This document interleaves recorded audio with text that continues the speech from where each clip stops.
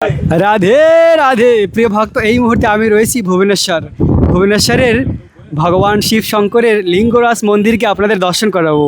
এই দেখুন, এ হলো প্রাচীনকাল থেকে অবস্থিত লিঙ্গরাজ মন্দির। এখন আমরা এই মন্দিরকে দর্শন করব, এখানকার লীলাকথা শ্রবণ করব। চলুন আমরা দর্শন করি এই স্থানকে। তো ভুবনেশ্বরকে বলা হয় টেম্পল সিটি, কেননা এই স্থানে প্রাচীনকাল থেকে হাজার হাজার টেম্পল রয়েছে এবং এই মুহূর্তে বর্তমানেও প্রায় 60 থেকে 800 মন্দির রয়েছে।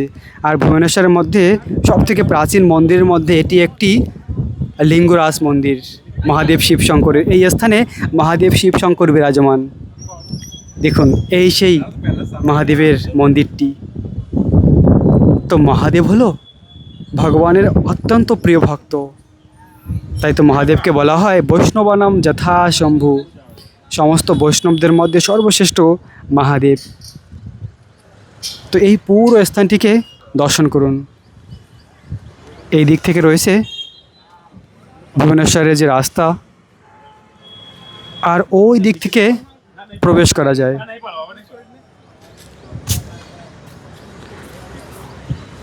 ওই দিকটা রয়েছে প্রবেশ গেট, এই দিকটা। আর এ হলো পুরো মন্দির, লিঙ্গরাজ মন্দির ভুবনেশ্বরের।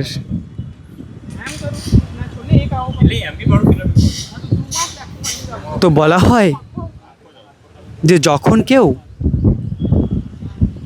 পুরী ধামে যায় জগন্নাথ মন্দিরে, তার আগে ভুবনেশ্বরে মহাদেবকে দর্শন করে যেতে হয়, তাহলে তার পুরী যাত্রা সম্পন্ন হয়।